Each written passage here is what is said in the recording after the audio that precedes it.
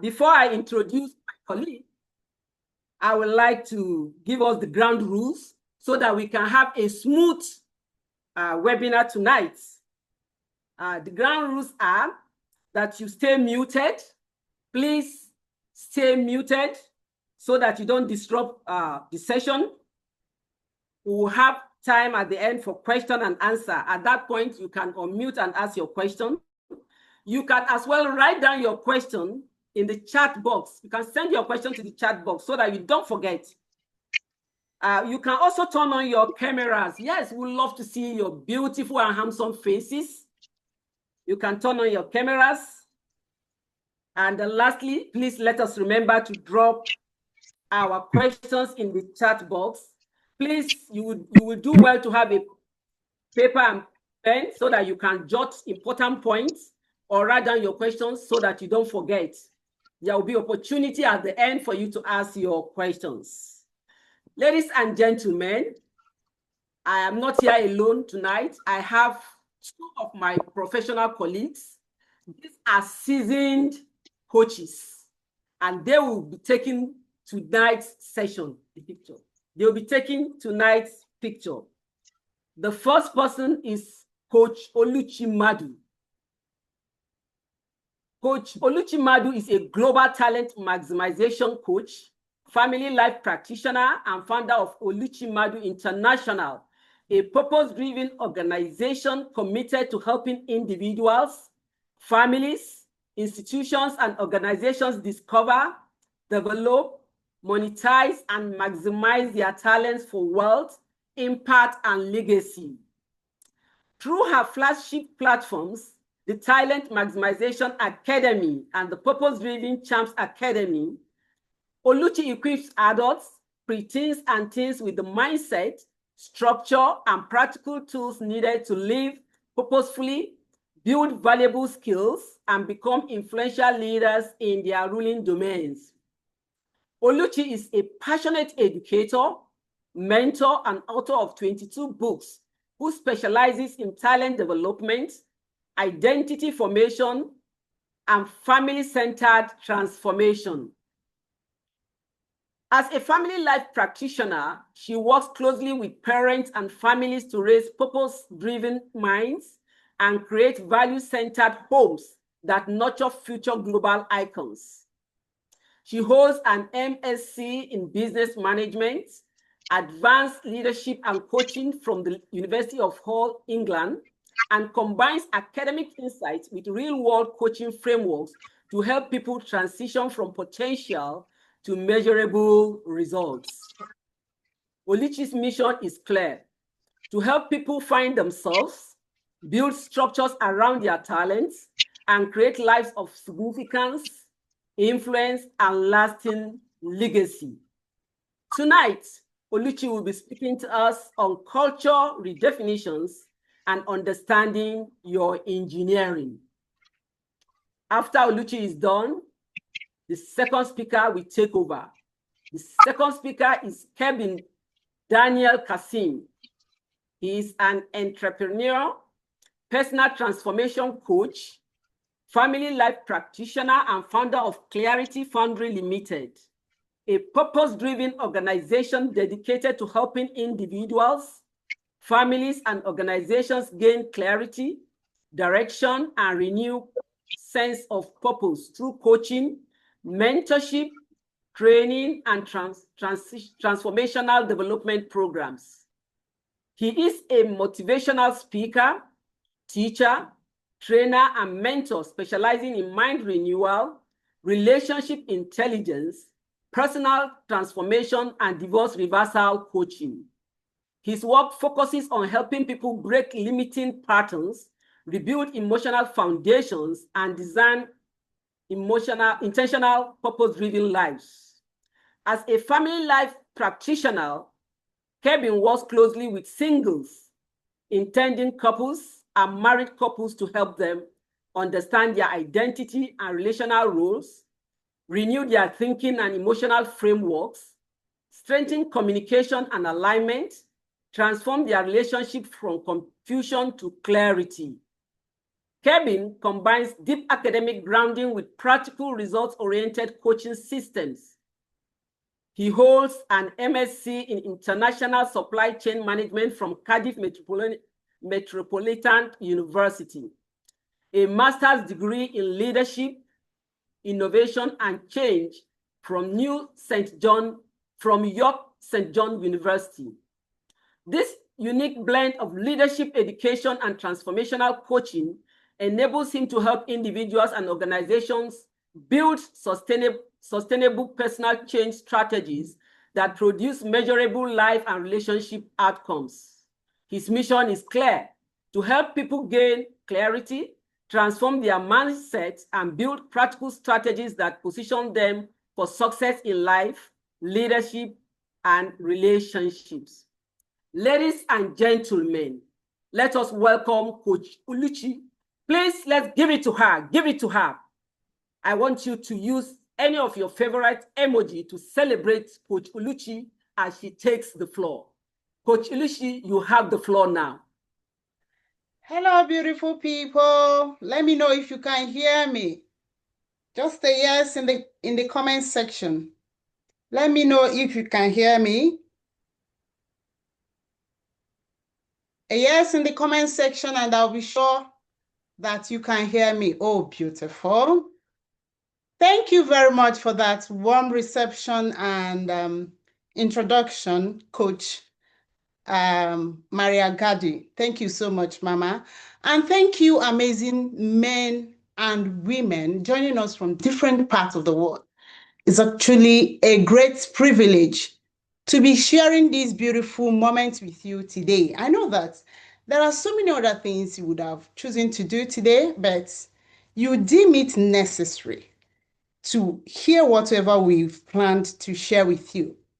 And so I count it privilege, and we are honored to host you to this important conversation. I call it an important conversation because it's something that has to do with an integral part of human life. When we talk about relationship, especially marriage, for people that want to get married, you can agree with me that marriage can make or mar you. So that is more reason everybody should strive to make it work. So with that, we're going to jump into the business of the day because we have a lot to unpack and we want to maximize our time. So having said that, I want to know, please, if you are married, can you just raise your hand? Use the icon button. Just if you are married, can you raise your hand? Just, okay. I just want to know the married and the single among us. If you're married, please, your hands up. If you're married, you can also use your chat box. Raise your hand if you're married. And if you're here with your spouse, please, can I hear you say that in the chat box? I'm here with my spouse, my husband is here, my wife is here. Can you just put that in the comment section? If you're married and you are here with your if you're here with your spouse, please, can I see that in the comment section? Okay, I'm not sure we have couples here, but notwithstanding, it's still okay. So I'm going to share my slide. I'm going to share my slide.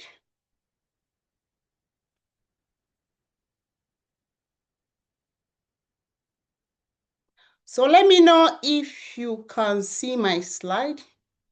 Once you can see my slide, please say yes in the comment section.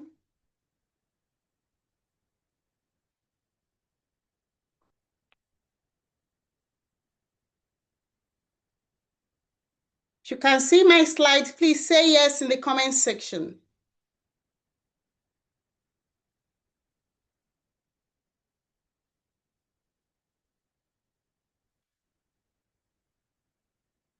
All right, thank you very much. So with that, we jump in. I want to know, please, can you see the picture, the image on the screen? Can you see it very well? Can you see the picture? Okay. All right. So who among these people? We can see two human beings, two individuals pointing at a number. Who among them is correct? Let me hear your response in the comment section. Is it the lady or the gentleman who is correct? I'll be reading your response in the comment section.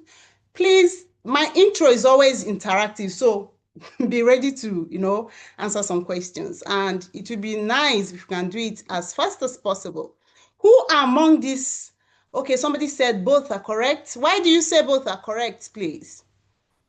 As you can see, there is an argument. So there is an argument. Yeah, somebody said both. Can you hear me? Somebody said improve on the. Can you hear me very well? Let me know if it's coming from me. I'm using mic. If I'm very loud and clear. Yeah, people are saying I can hear you. The person that is saying improve on the audio, you may want to check from your end. Yeah, people say I'm loud and clear. So somebody said both are correct. There's already an argument. A man is saying, this is what I'm seeing. A woman is saying a different thing. And there is a hot argument. Who among them is correct? And if you're saying both are correct, why do you say so? Because if both are correct, why are we having arguments? Why? Somebody says standing from different position. And some other person said both are correct depending on your point of view. That's very profound. I love that. Okay, thank you so much for answering that question. And I started this by capturing it. I said that every marital crisis has its roots in ignorance. Every marital crisis has its roots in ignorance.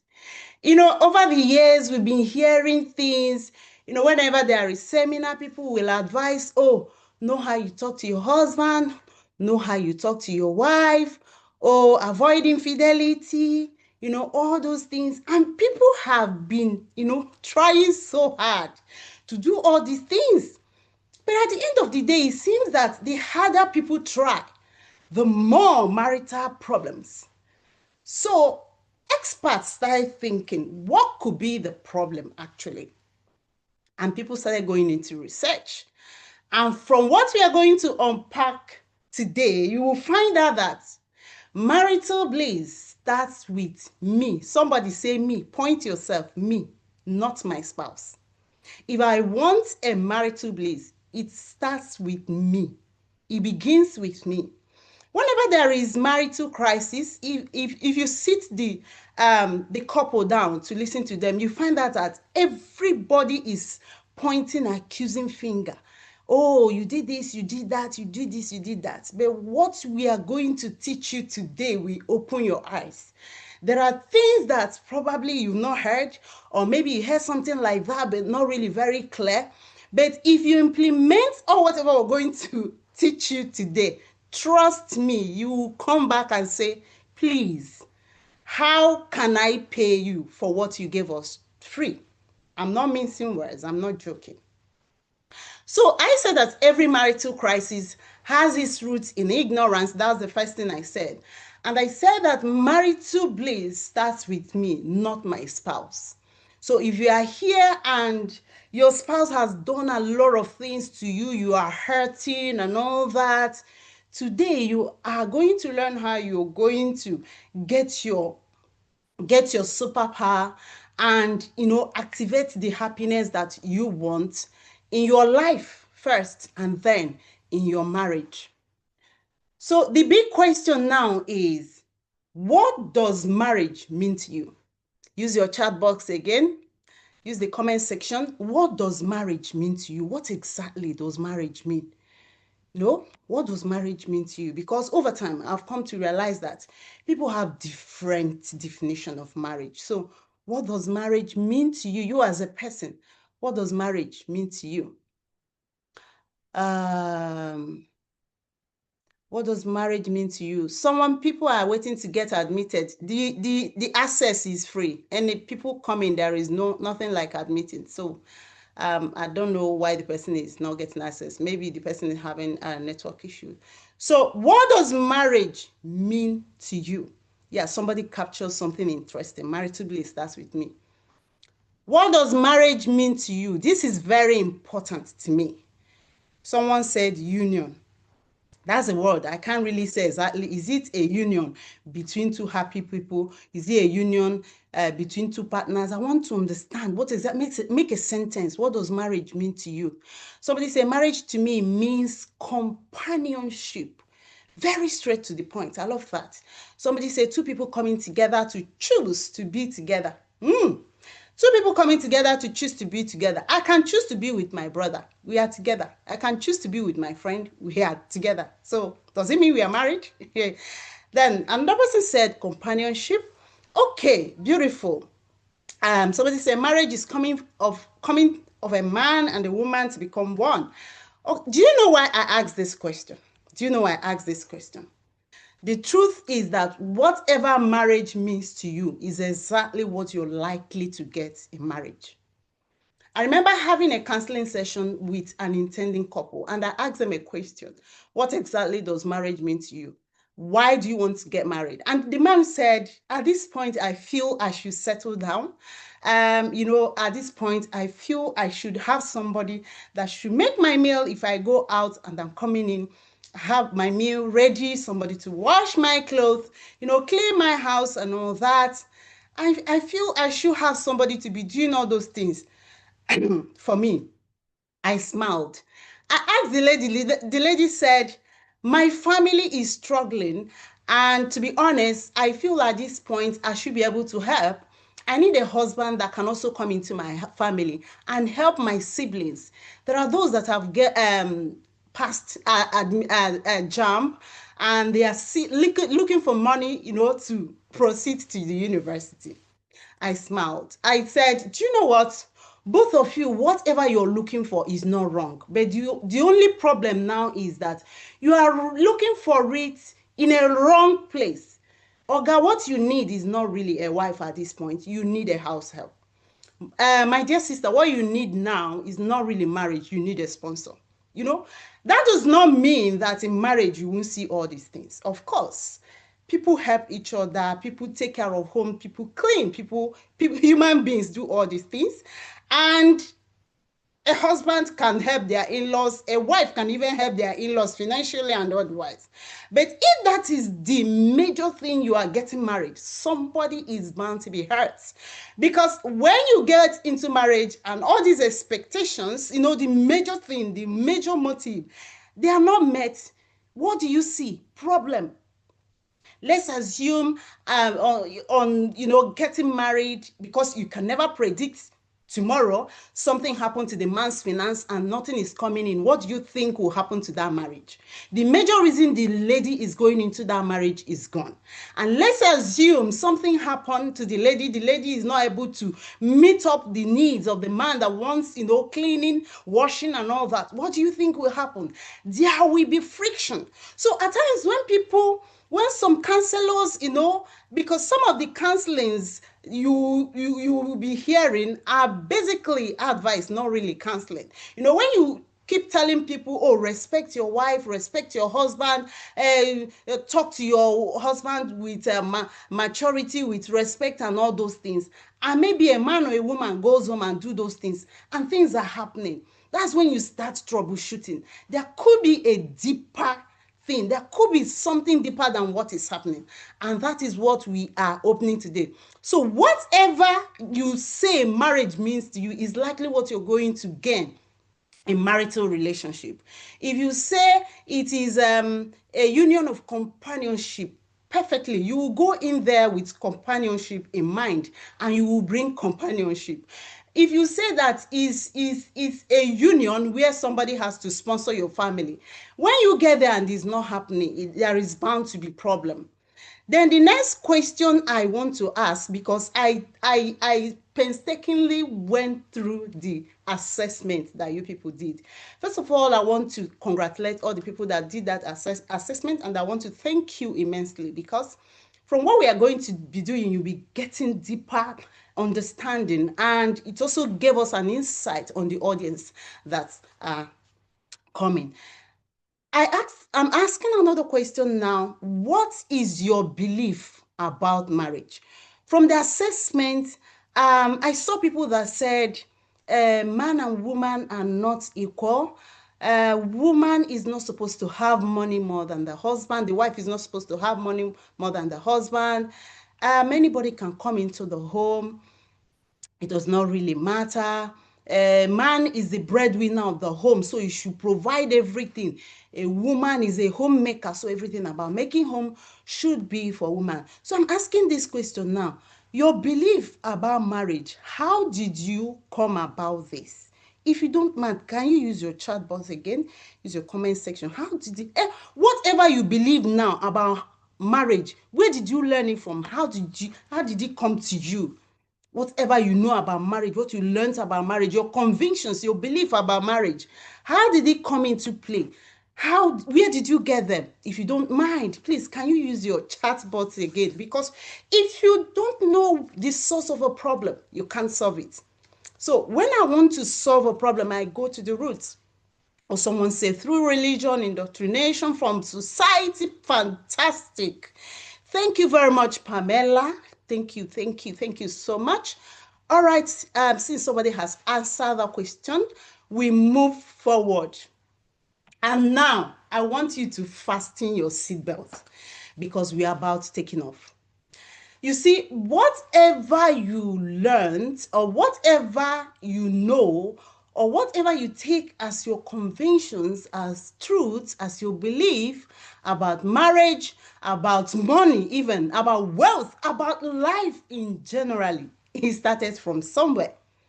And one dangerous thing about this is that it may not be the truth but that is your conviction, and because it may not be the truth. Even if it's not the truth, that is the truth. You know, to you is your reality.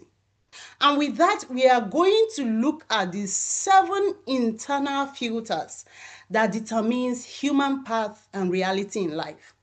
There are 7 internal filters that determines your path and reality in life.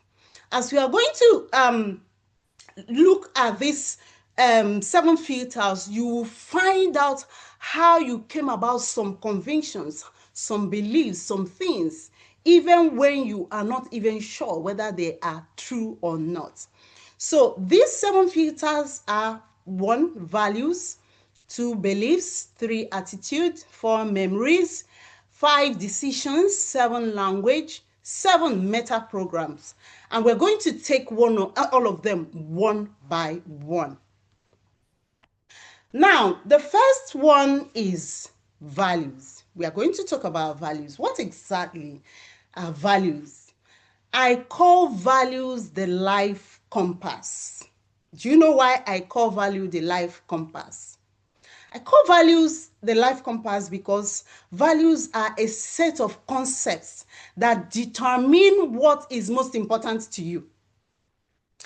A set of concepts that determine what is most important to you. They determine your choices in life.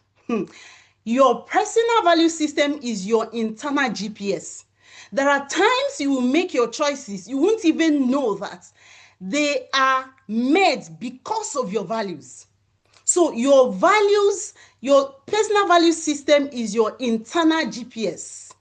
And why value is so important in life, this is why I tell every parent, if you want to raise a child that will evolve to become exactly what God designed them to be, ensure that you install the right value for them. Help them to choose the right values. Like in our academies, PIDCA, Purpose Driven Champs Academy for Children, the first thing we start in this first quarter is creating their value system, helping them to create a personal value system, because this personal value system will help them in their choices, the kind of friends they make, because you're not going to be there with them every time. In their schools, the decisions they make, the choices they make, how they make choices, they will know that friends are not meant to choose them, that they are meant to choose their friends according to their value. Take, for instance, somebody that can't stand lies, you know that that person, honesty is the person's one of the core values. So you have no business dealing with a liar. So also, when you are growing up, if you have your personal values, these personal values will guide you to make the right choices in terms of friendship, in terms of people that hang around with you. So I ask a question now. Does your value system at this moment align with who you desire to be in the future?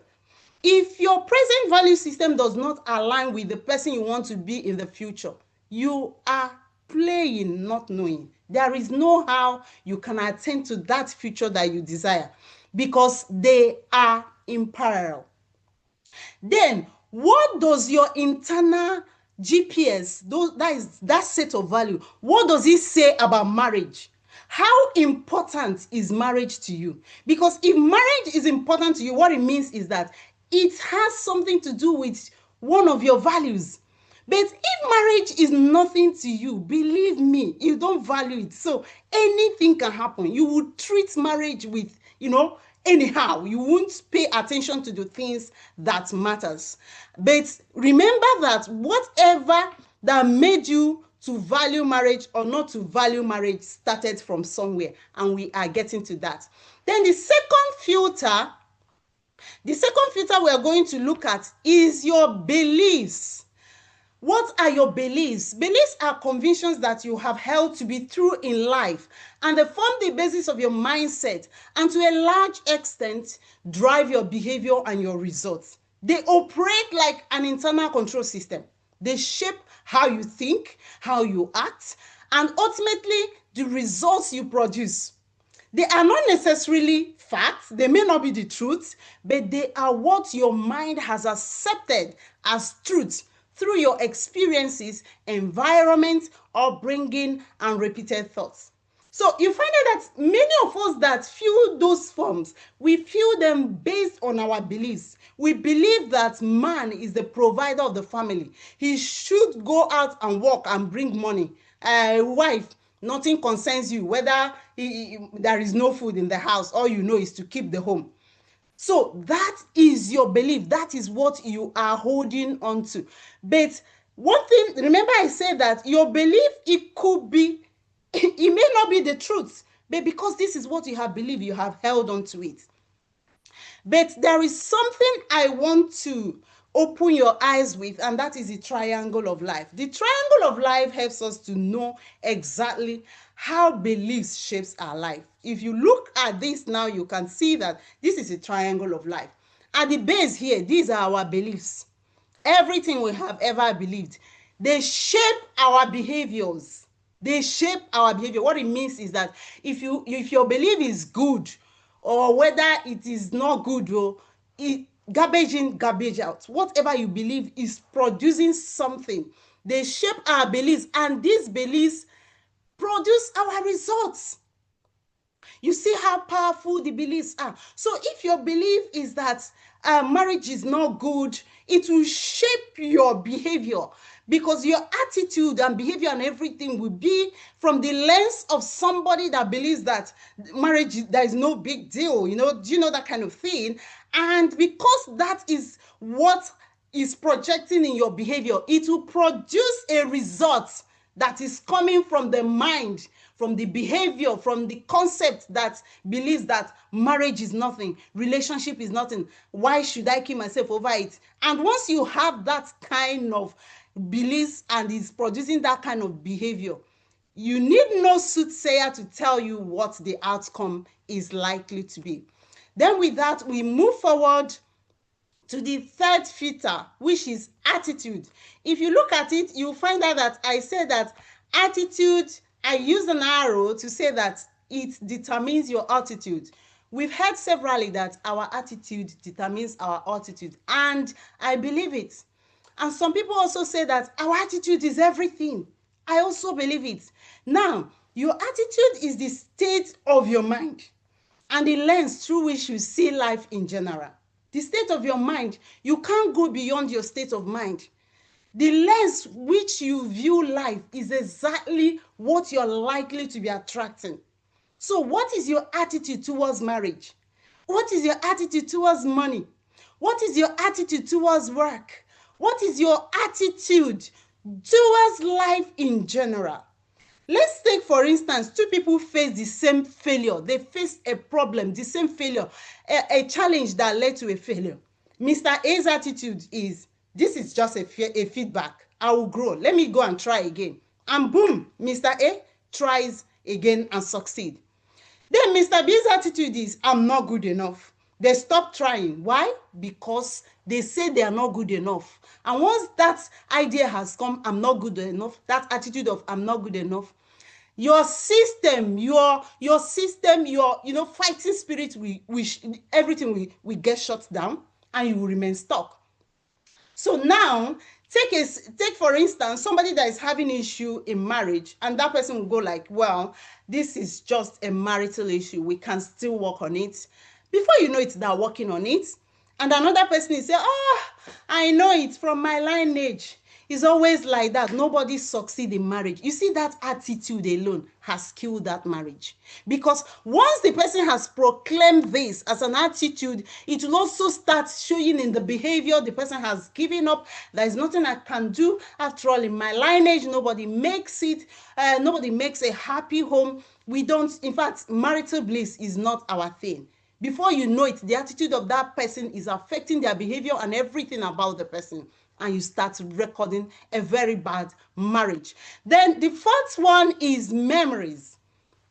Memories are stored records of your past experiences, your thoughts, emotions, and learned information that your brain can recall later. Memories are the mental storage of your life experiences. They influence your values. They influence your beliefs. They influence your attitude and even your decision in life. Do you know that your memory can call for or against you? It can make a call for or against you. Maybe there is a decision you want to make and you remember that growing up, you saw your father hitting your mother, and at the end of the day, your father went and married another wife. And during all this process, your mother was, supporting your father in full capacity because your memory has made a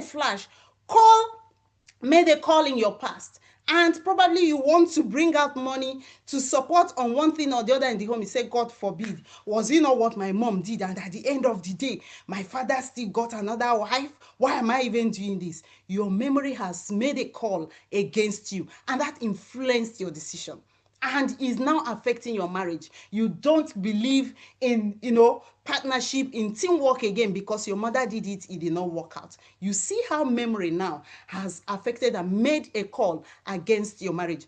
So the question now is, what are the memories you have about marriage? Are they the good ones? Are they positive or negative ones?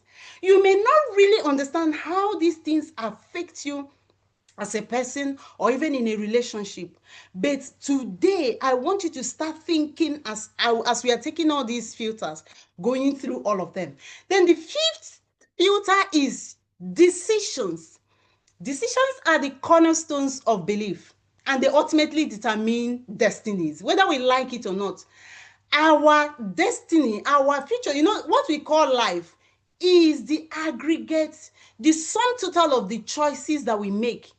All those choices, we lay them as decisions which become bricks, and we use it to build our life. That is the life we are looking at.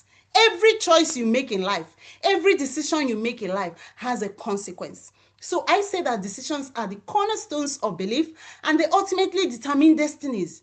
A decision is a commitment to a chosen path. A decision that can make or mar your marriage comes from a conscious or unconscious belief. So what areas of your life are you struggling with now? And what decision got you there? What areas of life are you struggling with? And what decisions got you there? You may like to go back, to start playing what has happened, the choices that you've made, these decisions that I've made. Where are you now? Are there things that you are struggling with? If yes, what were the choices and the decisions that you made that got you there? Then the sixth one is language. That is words. Words are very, very powerful. It's so unfortunate that many of us, we use words, carelessly, unintentionally. Where's shape beliefs? What you hear repeatedly, you believe. Whatever you hear repeatedly, you believe. If you've been hearing something like you can do it, it builds your confidence. Words influence emotions. Words can heal or hurt. Just one encouraging word can change someone's life. It can change or mar the person's life. Words triggers actions. When you hear, let's start it now, what does it mean? It triggers action. It means let's do it. Words shape your identity. What you consistently say about yourself becomes your reality. I am capable builds a strong identity. But when you say, I can amount to nothing, this marriage of a thing, people have tried it in the past and failed. Will I be the difference? Is there anything I will do differently? You are already shooting yourself on the leg. Then words create results by influencing decisions, and decisions produce results. Your decisions are influenced by words. Whether unconsciously or consciously, they are influenced by your words. Then, are there things said to you in the past that is negatively affecting you? What is your proclamation about marriage? I'm going to share a personal experience. I once worked with a lady who worked somewhere in Lekki in Nigeria. This lady has risen to the point that she was promoted to a very enviable position. She rejected this position. So one of her closest friends kept asking her why. She was not coming up with any tangible excuse. So this friend of hers was an alumni of our academy. This friend now referred her to me, said, do you know what? At this point, I think you need to see a coach. So this lady got in touch with me. We got talking. She works in Lekki, but she lives in Ireland. Money is not the problem of this lady to rent a house in Ireland. She buzz. Money is not her problem to get a car. So as we got talking, I now asked her, why are you living in mainland? Why you are working in Ireland? He said, coach, is a long story. I said, I would love to hear about it. I said, okay, how do you go to work? She said she uses bus. Why? That people say that as she's still a single lady, if she gets an expensive apartment in Lekki and buys a car, it will scare suitors away from her. And the reason she didn't want to take that position was that the position, she said, was going to scare men away from her. You see that this thing, in the eyes of people, is a very simple thing. But I'm telling you that this is a result of a traumatic situation. Something went wrong somewhere. And by the time we troubleshoot, kept taking her on therapy and all that, we found out where it was coming from. Words were used on her unintentionally by somebody, and this thing built a house in her. And she was doing everything humanly possible to prove them wrong. All her attention was to get married. So anything that could come between her and marriage is a no-no. Because of that, she started dating down. The kind of people that ordinarily she was not supposed to go into relationship with, she was dating them, doing everything, sponsoring things, giving men money. And the kind of people she was attracting, they were all takers. They had something to take. They would come, cut away whatever they wanted to cut away. So by the time we started therapy, 1, 2, 3 months, I encouraged her. She picked that position. She moved to Lekki. She got herself a car, and she started mingling with those that she was supposed to mingle. As we are talking now, she is married to a very cool guy. They are wedded. So when people use words carelessly, they don't know how powerful words are. Words could be a reason why you have made a decision concerning marriage. Oh, because somebody has said this, I'm going to do it this way. So before you use words, ensure that you are very, very careful of the words you are using. And also go into yourself. Are there things that, do you seem stuck? Are there decisions you've made in life because somebody used a particular word? Are there things, have you put a ceiling over yourself because somebody has said things and because of that you feel you are not good enough and all that? Words are very, very powerful and is one of the internal filters that we must be conscious about. Then with that, we go to the last 7 filters, and this is the meta programs. Meta programs are the deep mental filters. This deep mental filters your brain uses to decide what to pay attention to, how to interpret situations, and how to act. They are the invisible mental patterns that control how you think, how you decide, how you behave, and how you respond to the world. Personality traits are one of the external expressions of underlying meta programs. My colleague, Coach Kevin, is going to dive deep into your personality and everything. Then you will understand why you act the way you do. So with that, we move over to the formation of the internal filters. You see all these internal filters that we talked about, they were formed from somewhere. Some of them, the major place that our the 7 filters, internal filters, are formed are from upbringing. The upbringing, the childhood is where most internal filters are first formed. From family, the parenting style, they will tell you that when you hit a child, when you scream at a child, oh, that child become responsible. And before you know it, so many children are growing into traumatic children. They are growing into non-confident children. A child constantly encouraged will develop a filter of confidence and possibility. But a child constantly criticized may develop a filter of fear or self-doubt. There are many adults that are timid, that have very low self-esteem. You keep wondering. It could be from their upbringing, when they were labeled, oh, you are no good, you are dumb, even from school, teachers. Yes. Then these internal filters are also formed from environment. Your surroundings shape what your brain considers normal. Family beliefs, of course. The family you come from, their beliefs, of course. If they tell you that marriage is good, you will take it. Or if they tell you all men are scum, if your mother, gave you that belief that men are not to be trusted, believe me, it's going to be a struggle for you to come out from there unless you go on self-discovery. Your personal self-discovery now, that's the only time you will be disentangled from such belief. Then community values and cultures, especially from some of us that are from the part of the country that believe that men are the providers, women are the homemakers. Such cultures this influence what you see as possible or impossible. So bringing them into marriage, that is already a problem, especially when the person you are going into this marriage does not share the same belief with you. Then the third internal filters formation is the significant emotional event. Maybe growing up or even in the course of life, there were a major success or failure that happened. It becomes like a stigma. It becomes like a trauma. It becomes so traumatizing.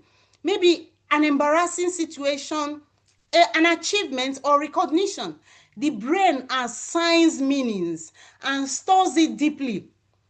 It assigns meaning and stores it deeply. Public embarrassment may create a filter of fear. Public embarrassment may create a filter of fear. Or, like I have a brother-in-law, he's a priest. He sings so well, but he can never sing in public. One day he was singing. I said, Uncle Father, you have a very nice voice. How come you don't sing? He said, never. I said, why? He said, when he was a child, he went to catechism, and from there he joined the choir practice. They were having, joined the choir, they were having choir practice. The mom was passing through the church and heard him singing. The woman busted laughing. That was the end. He said, till today, he doesn't sing in public. I was so dumbfounded how powerful such incidents could be. So all these are where all our internal filters started from. So that whenever you are making decisions or you are thinking on something, this time around you will think twice and say, but where exactly is this thing coming from? Where exactly is this thing coming from? Do you know that your ability, to start thinking right, to start believing right, but if thinking right and believing right, you may even want to ask yourself, how do I even know what is right and wrong? And that leads us to self-discovery. If you are here and you have not discovered yourself, this is a golden opportunity for you to go discover yourself so that you will be equipped. Remember, I say that blissful marriage starts with me. So when you discover yourself, you will be empowered for you to know the right and the wrong. The marriage of your dream begins with you and not your spouse or intending spouse. And this has a lot to do with your self-discovery. Self-discovery reveals the exact person you are, the real you. It reveals the things that make you happy. So that when you know your real self, nobody can boss you around. Nobody can give you an identity that is not yours. You know exactly who you are. Self-discovery also, it leads you to your innate abilities, your inherent gifts, your talents, your strengths, all those things that you do effortlessly very well, that gives you an edge to shine like a star that you are designed to be. Self-discovery also opens your eyes to your personality traits for you to know why you act the way you do. And it also reveals your passions for you to know the things that you're so passionate about. And by the time you harmonize all these discoveries, then you can create your vision. You create your vision in life and align with your purpose. Because the truth is that if you are living according to your purpose, first of all, you'll be joyful and you'll be fulfilled. But if you are living outside your purpose, it's a struggle. You'll be so bitter and all that.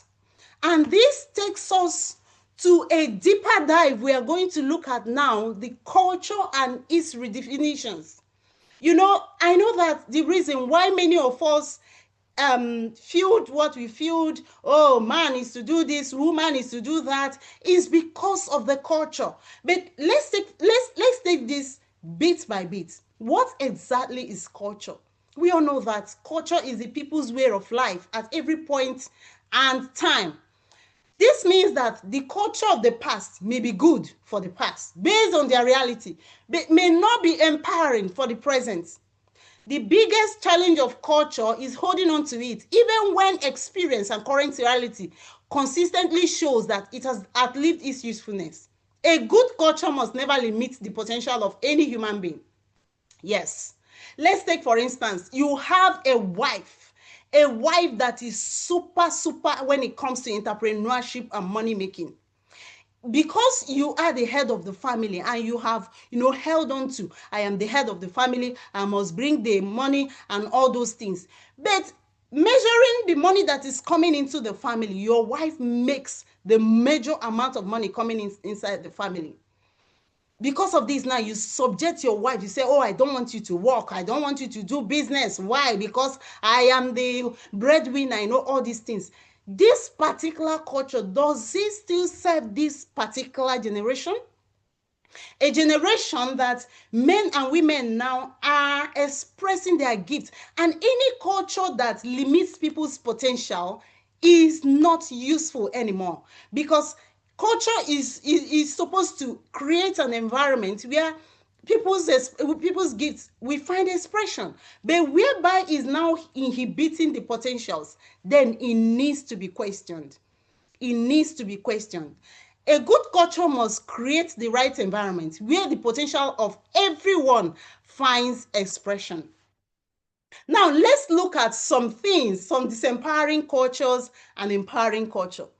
That in different parts of the world, you will hear that the superior gender they are created to rule everyone else, irrespective of his intelligence and ability. And this superior gender is male. That they are the superior gender created to rule everyone else, irrespective of his intelligence and ability. So with this, what it means is that if the woman is highly intelligent in a particular thing, because the man is the superior gender on court, that woman will not exercise that intelligence. Even if he's going to help the family, the intelligence will die. Can you see how damaging that is? But an empowering culture is a visible image. Please, everybody, mute yourself, please. But an empowering culture now describes a male as a visible image and character of the invisible God, expressed in the masculine body for the purpose of earth management, rulership, and dominion. Then another disempowering culture is female.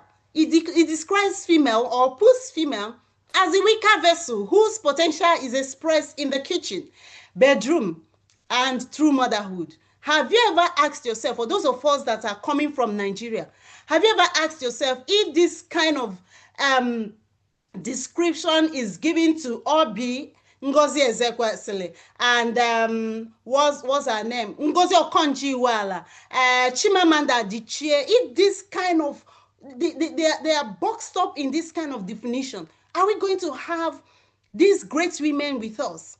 Then the empowering culture describes a female as a visible image and character of the invisible God, expressed in the feminine body for the purpose of earth management, rulership, and dominion. Then this empowering culture describes husband as the breadwinner who commands obedience without any contrary opinion. He is the king that must be worshipped lest he gets angry. But the empowering culture here describes a husband as a gardener. Every good husband is a gardener, is a nurturer. This is a gardener equipped to transform bush into a garden or a garden into a paradise by nurturing raw materials into finished products and creating ideal environments where everyone's potential finds expression. A husband is that person that nurtures the wife, nurtures the children, creates an enabling environment for people's potentials to find expression. Then the wife, according to this empowering definition now, defines a wife as the homemaker, bed warmer, baby making factory, the cook who must submit to the decisions, even when she has superior idea that can assist the family. Can you imagine that? Even when a wife has a superior idea that can help the family, but because it's not coming from the husband, he should do what? Swallow the idea. But an empowering definition of a wife says that a wife is a tender spirit of truth whose counsel is indispensable and serves as both a warning bell and a travel compass in difficult situations, a kind of help that only God could have provided. Then this empowering culture defines marriage as the process of a man and woman coming together to start a family where the man takes the lead and the woman follows. Okay, what if there are certain situations that the woman knows better than man? What will happen? Now, an empowering definition of marriage is the coming together of a man and a woman from two different nations to create a new nation that will promote the best interest of all and whose culture will give our world rest, not problems. Now, if you are here, those that are married, if there are frictions in some beliefs, know that there is a need for you to start asking some questions. There are areas of belief compatibilities, and when there are no compatibility, it becomes a problem. You know, when it has to do with superiority, who is superior, man is superior, you know, all those things, are there alignments? Are your belief, are they compatible? If a man says, I am superior, and the wife says, no, we are equal, there is a problem. But if a man says, I am superior, and the wife says, yes, you are superior, there is no problem.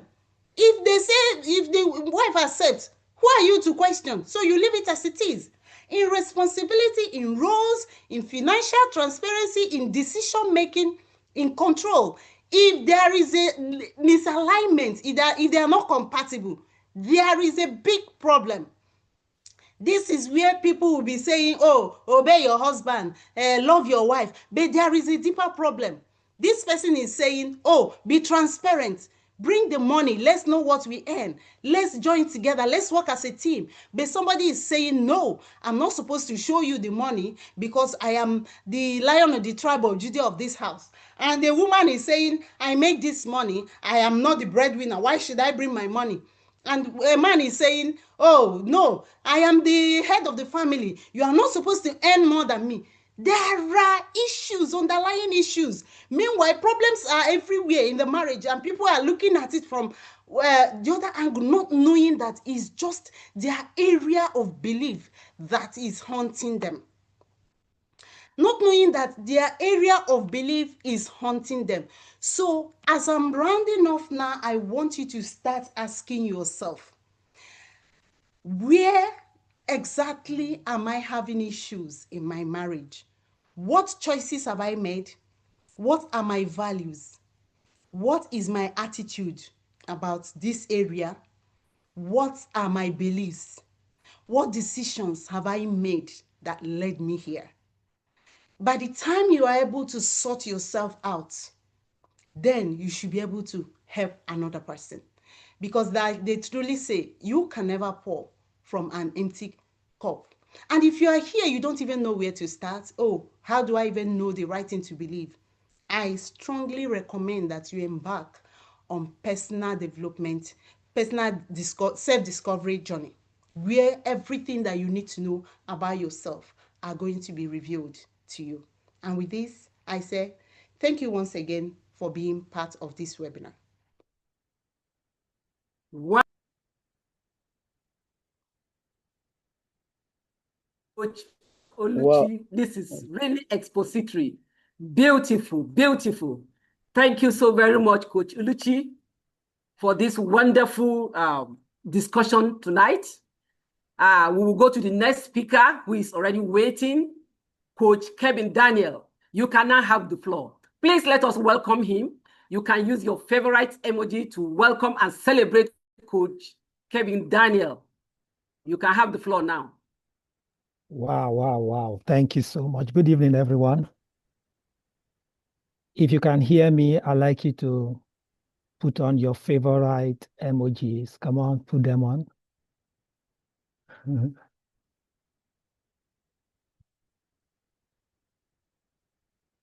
Can you hear me? I'm not seeing anybody.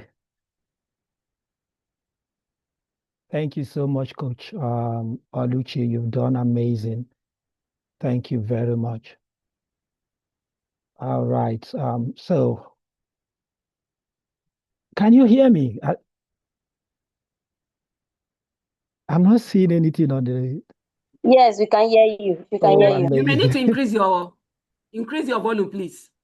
Oh, do I Yes, need to do that? Okay. All right. Is it clear now? We can hear you very well. Yes, yes. All right. Thank you so much, Coach Oluchi. You've done amazing. That's better. Thank you. Thank you, everyone. So let's just go very quickly. I'm going to share my slide also, but okay, just give me a moment as we get started.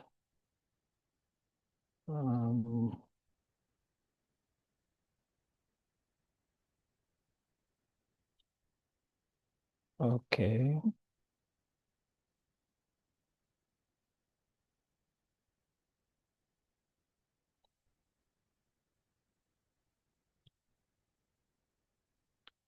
Oh, Oluchi, you need to grant me permission, please do that. Okay, so while she's doing that, I'd like us to start on very quickly. So today we are considering understanding humanity. And our object is to assist us to better understand and appreciate the dignity in everyone. We all know that we are all different. We are not the same persons. Your spouse and you are different people. You came from two different families. You have different orientations. You have different backgrounds. and a lot of things that are different. So if you are coming together as a married couple, you must understand the difference if you want to cope and make progress in that relationship. You cannot just assume that maybe because you've courted and dated for a few weeks or a few years, then you automatically know that person. Madam Oluchi, have you granted me access? Please. Yes, please. Thank you very much. Okay.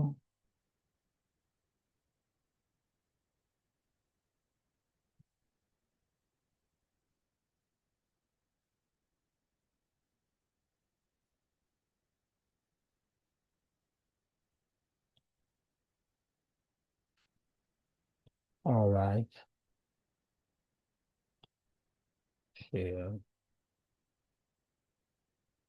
All right, can you see my screen? Yes, we can. Thank you very much. Okay, so understanding humanity.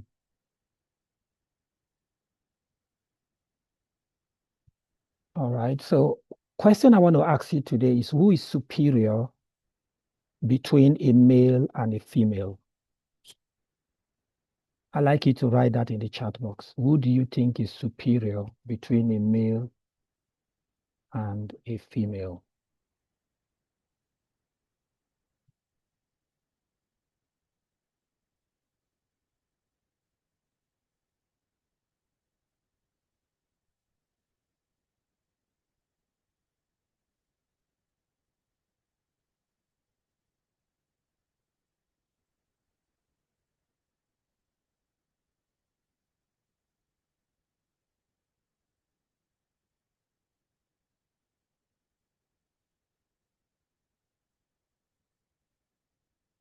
Okay, someone say male, someone say male, someone say they are equal. Please, more answers, please. Who do you think is superior between a male and a female?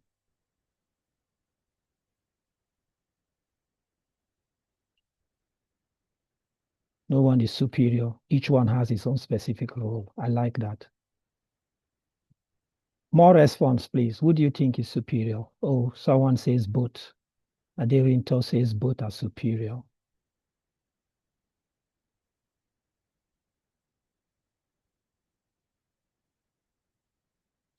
Okay.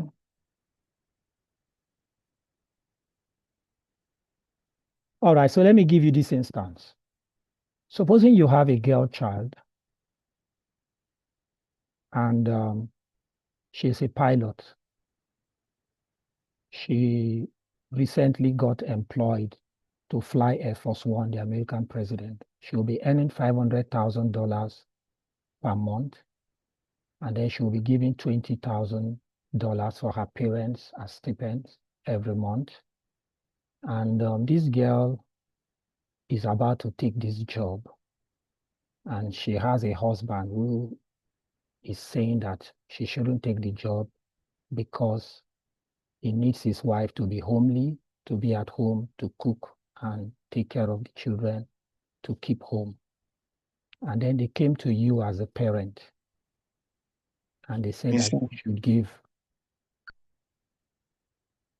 They came to you as a parent and they say, please, mom, dad, give your opinion concerning this issue. What will you say? Please, I'd like you to share your response in the comments in the next 1 minute, please.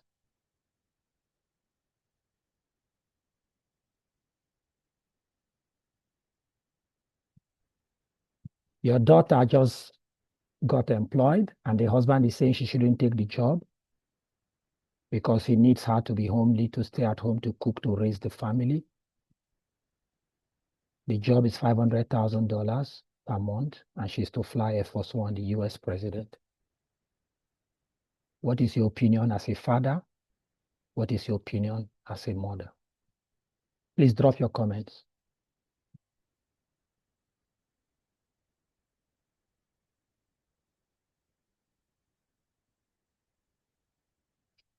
I'm waiting.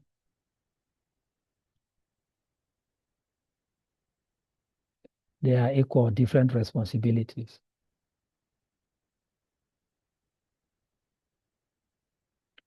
I will talk to the husband and convince him to see the need of the woman too working. She will take the job.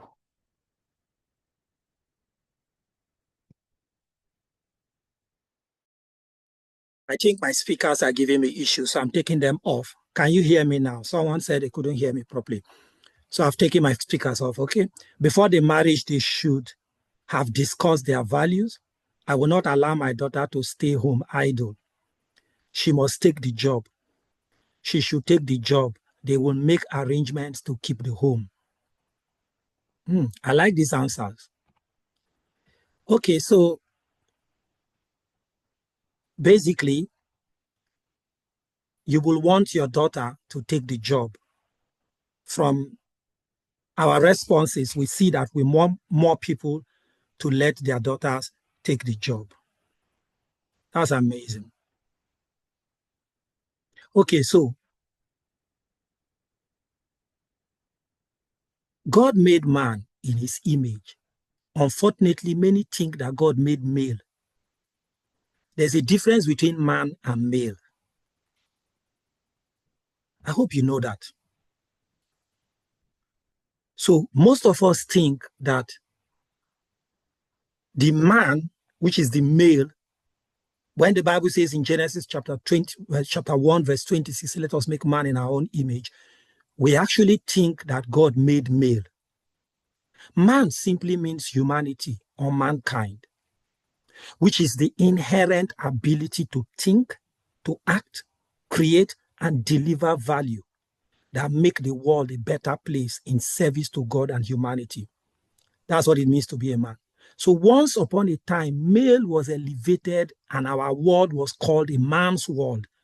But we were not happy, and lately a lot is being done on the girl child and woman empowerment, yet we are still unhappy. So you find out everywhere in the world that we are looking for equality. We are looking at gender equality. You see programs, United Nations, everywhere. We are trying to see how we make it equal. The reason for that fight is not because that was how it was from the beginning. It's because we've misconstrued it. And we now think that that man is male. Man is not male. Man is a combination of male and female. It is the species that is called man. But this species comes in two different forms, which is the male and the female, Ish and Isha, which is the man and the womb man. So the female is a man that has a womb because she's created to carry the fetus.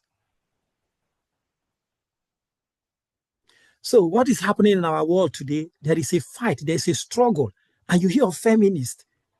You see some ladies carry it upon themselves as it were they have something against the male gender.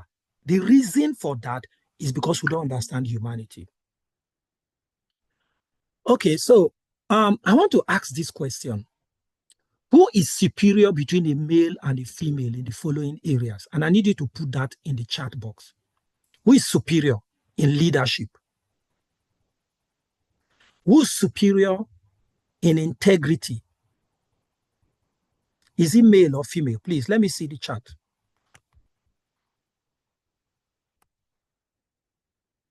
Someone said none. Please, I want to hear your response. Who is superior in intelligence? Who is superior in creativity? Who is superior in wisdom?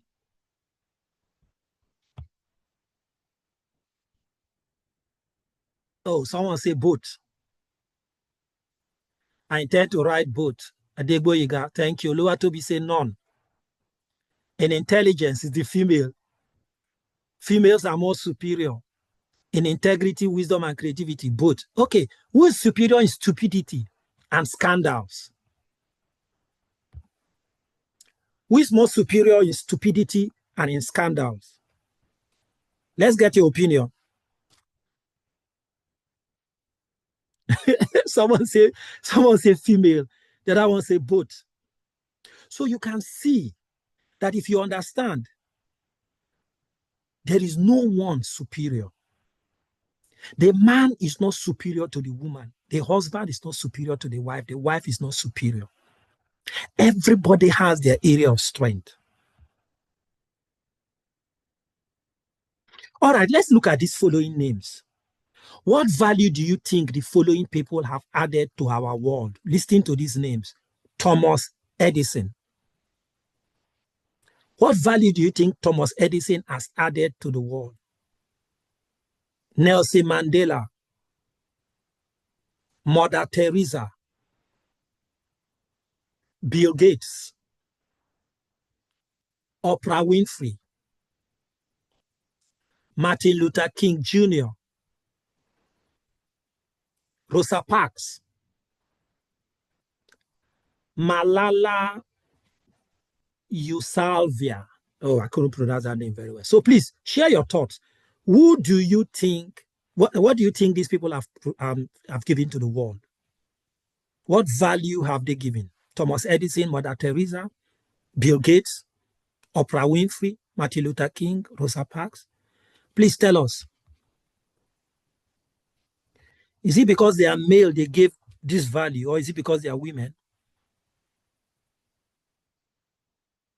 At least I need you to think that the person you are dealing with as a fiancé or a fiancée is not lesser than you. Your culture and your ideology may make you think or feel or believe that some people are lesser than the other. Some people are more superior.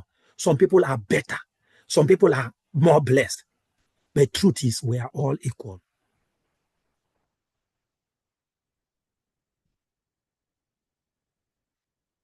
They've shown that anyone can be great as long as they try. Thank you very much, Ogumifun. They've given value based on their different fields of endeavor and personal values. Thank you. So you can see that when you look through history and people who have impacted the world, there are males, there are females. When you look at inventions, there are males, there are females. So there is no specific gender. Gone are the days that you have a female child and you say she should stay at home and the male child should go to school. No. You must understand that God has put eternity in every human. Everyone is important. There is nobody that is more important or superior to the other. We're all the same. If you don't get anything tonight, get this. So when you step into the next relationship, you know that both of you are the same. You just have different roles.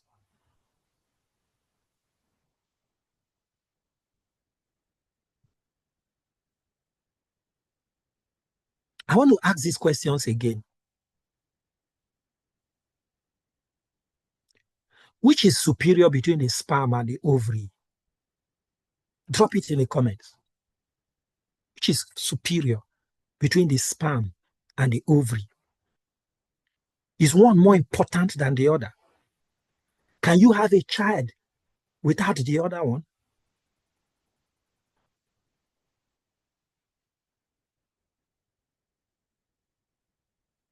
What is the difference between a male and a husband? I need answers to this particular question. What is the difference between a male and a husband? And then what is the difference between a female and a wife? Let's go to the charts. A male and a husband, what's the difference? Responsible. What do you mean, Adegboyega? Decision. What do you mean, Pamela?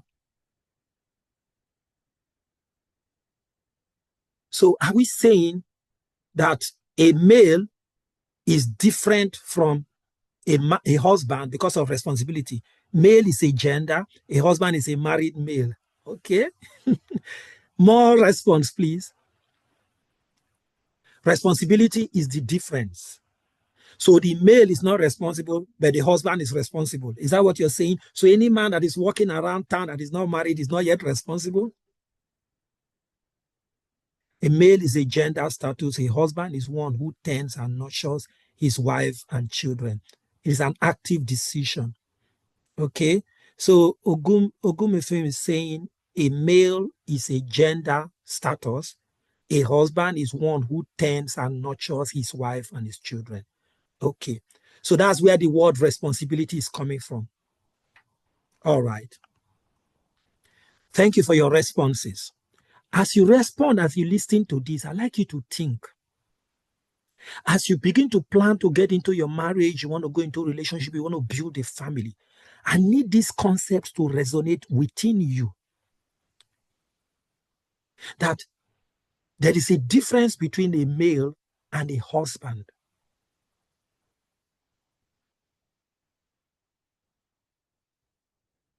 There's a difference between a female and a wife. For you to become a wife, you need to walk your way through it. You need to develop.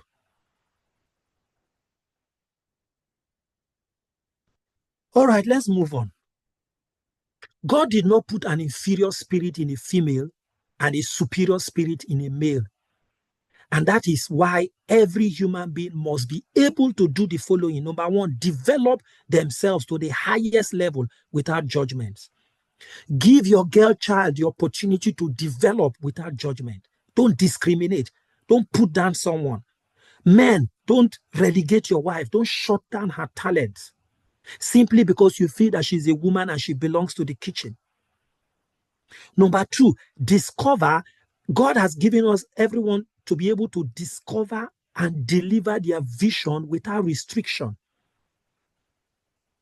We all have the abilities, the opportunity to discover and deliver our vision without restrictions. Every human being must be able to find a passion and be free to pursue it once it adds value to humanity. Everyone must be able to find a passion and be free to pursue it once it adds value to humanity, whether in marriage or not in marriage. As a matter of fact, whether you are married or you are not married, there is nothing wrong with you. They are just in different states and different phases. And whatever phase you find yourself, you can express yourself because you carry God. You are not less of a human because you are not married. And you are not more of a human because you're married. You are just in different states. And in those different states, you can express yourself. So, God did not put an inferior spirit in female, nor a superior spirit in male. And that is why every human being must enjoy the freedom to think, create, express their minds, make mistakes, correct their mistakes, and live their lives. You should be able to give your spouse, your fiancé, your girlfriend, your boyfriend, or whoever you're dealing with this, benefit of doubt that they are free to think, they are free to create, they are free to express their minds and make mistakes and correct them. Why? Because God made them equal. They are also able to do what? To choose to either get married once he or she finds the right partner, or choose to be single without any form of discrimination. Listen, if you're on this call and it has been, maybe you're still searching, you're still trusting the Lord and it has not happened, there is nothing less, there is nothing wrong with you. Whenever you are ready, your spouse comes, you move on. So don't reduce yourself in any capacity simply because of your status now.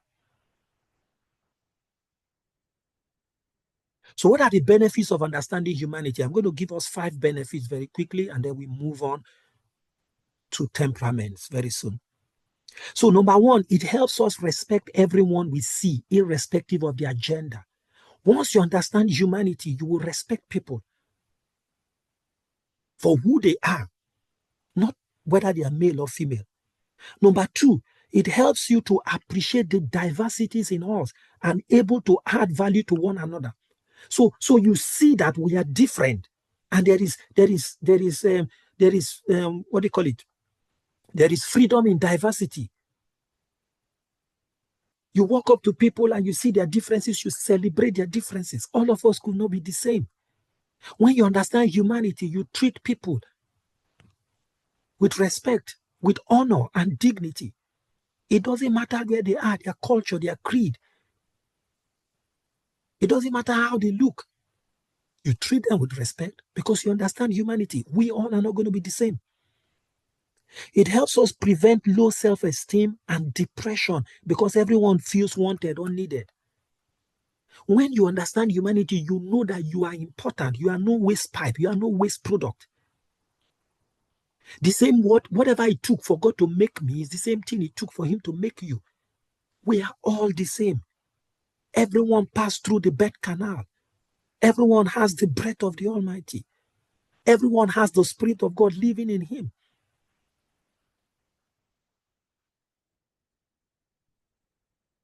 When you understand humanity, we are empowered to serve ourselves as teammates, friends, and lovers against master-slave relationship. So once we understand that we are equals and we understand that we are humans and there is nobody less than the other, then we can have healthy marriages. We can have healthy relationship. There won't be bullying. There won't be somebody treating the other person anyhow and subjecting somebody to, as if the person is a lesser being. All those things you hear that people do to their spouses, you won't hear them. Because the only reason why a man would beat his wife is because he considers himself superior. The only reason a woman would beat her husband is because she thinks she's more. The only reason somebody would treat the other person cruelly is because there is a thought pattern. There is a belief that I am better. I am superior to you. But today we are learning that that is not how we are made. Finally, number 5, it eliminates unhealthy rivalry and competition and promotes peace and serenity. So come on. Go back to your relationship. Go back to your fiancé. Go back to your husband. Go back to your friend or your family and begin to look at them in a renewed mindset, knowing that now you understand humanity and that we are all one in the sight of God. The Bible says there's neither male nor female. There's neither white nor black. Have you seen those scriptures? Those of you that are Christians, there is neither male nor female. We are all same. We just have different roles. In a marriage, the man has a role, the woman has a role. As we both play our roles, the home works. But it doesn't mean that the man is superior and the woman is less. All right. So to end this, remember when you were a child, you didn't know the difference between people. It is as you grew up that they began to tell you, no, these ones are poor, these ones are rich.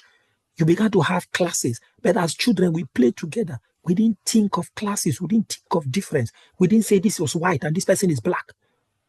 We learned all these things, but we cannot learn them. All right. So how will you handle the opposite sex in your life now? Come on, let's answer these questions before we move. So how can we handle the opposite sex in our lives? I'd like you to drop it right now. If you have someone you're dealing with, maybe you're in courtship, you're married, you have a friend, or you have people in your life and you've been seeing them in a particular way, with this knowledge that you have tonight, how will you handle them? What will you start doing differently? I'd like you to drop it in the chat box before we move on to the next topic. How will you start handling them? What difference has this made for you?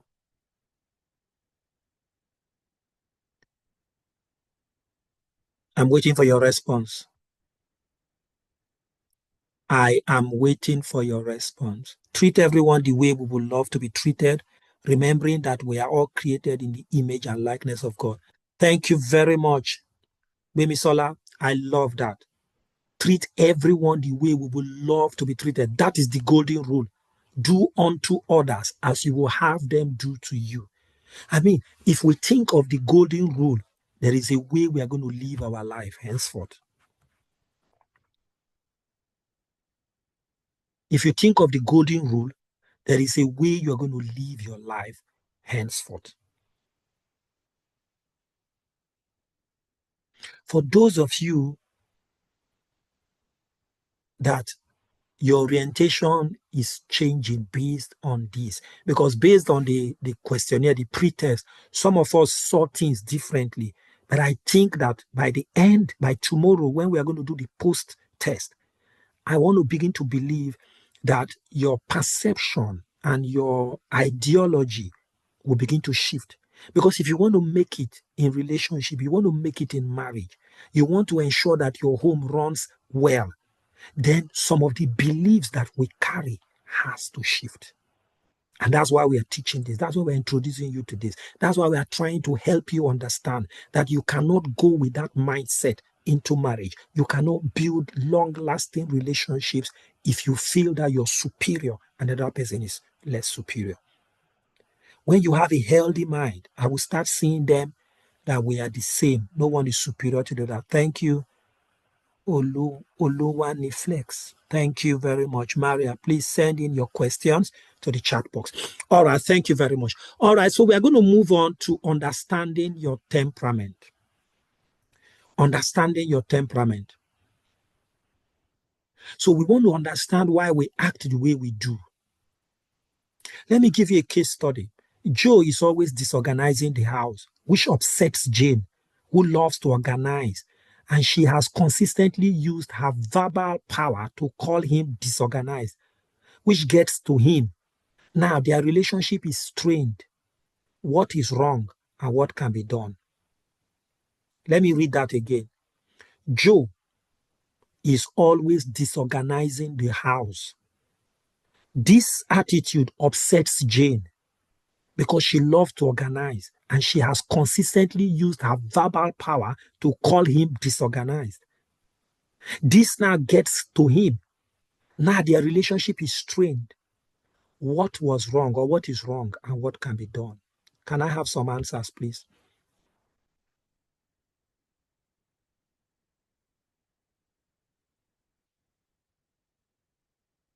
Oh, sorry.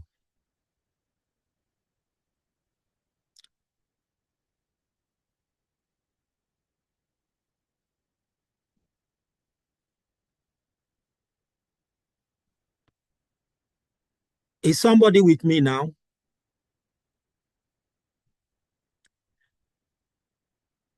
Are you still with me?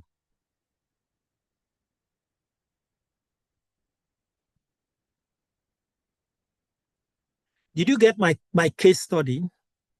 We are looking at understanding temperament right now. We're looking at understanding temperament right now. And I just gave a case study. So you have Joe, who is always disorganizing the house. This upsets Jane, who loves to organize, and she has consistently used her verbal power. She's a woman, so she talks, to call him disorganized, call him names, and this gets to him. Now their relationship is strained. What is wrong and what can be done? Any answers? What should the other party do if one person thinks he or she is more superior? Okay, we're going to answer that. Let me just finish. We're going to answer that. So no one is telling me about Jane and Joe. We are typing. Hold on, sir. Thank you. Okay, thank you. The wife should use polite language. Okay. I think what's wrong is because Jane is handling the case verbally. Okay. In the first place, Jane should apologize. Okay. Please keep it coming. Keep it coming. Jane should apologize. Effective communication will help. Thank you, Ade.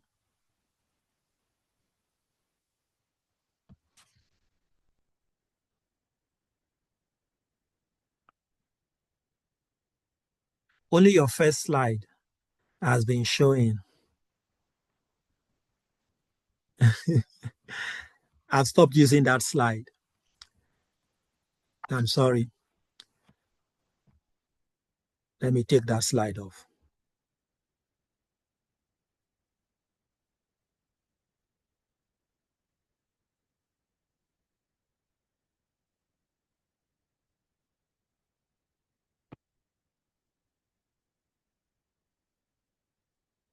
All right.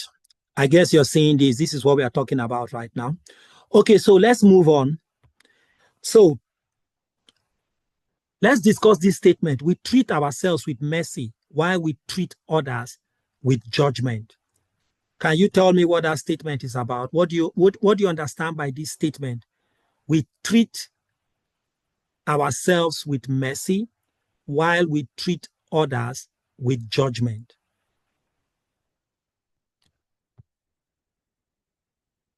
Jane thinks expression is the same as communication. She needs to learn what it means to communicate. I agree. All right, before we go to the next question I just asked, let me talk about Jane and her husband. So both of them have two different personalities. Both of them have two different personalities. What they need to do is to understand each other. If Jane understands her husband and the husband understands Jane, and they both sit down and understand their personalities and understand their temperaments, they will have less of quarrels and it will not strain their relationship. The reason why it is straining their relationship is because they don't understand each other. So they need to understand each other. They need to sit down and say, okay, this is this person's nature. This is how he will likely behave. This is this person's nature. And then they will sit down and reach a compromise. And once they reach a compromise, they will be able to live amicably without having those problems. All right, let's move on. I'm going to read this. So we see things the way we are not. We see things the way we are, not the way they are, says a wise man. Two people can see the same thing, yet ascribe different meanings to it. Oftentimes, couples drift apart in their quest to be right and the other person wrong, forgetting two people can see things differently and both of them are correct. Remember the slide, the first slide that Coach Olushi showed us, where you had the 6 and the 9. It depends on how you're looking at it. There is the front elevation, there's the top elevation, the top view, the side view, and all that. Things can be looked at from different perspectives. So if you don't see something, if you don't understand that people can see things differently, then you would think that your only perspective is what is correct. And once you enter into a relationship thinking that your perspective is the only correct one, then there's going to be problems. We are like 4 different brands of cars with different configuration, and we must be handled the way we were configured, not the way people want to handle us. If we don't take time to understand people before seeking to handle them, we may mishandle and damage them. That's why we are looking at this today. So meet the 4 personalities. I know you've already seen them on the slides. I'll just take time very quickly and run through the 4 of them, and then subsequently we are going to learn more. So you have the 4 personalities. You have the first one called the intimidating Homer.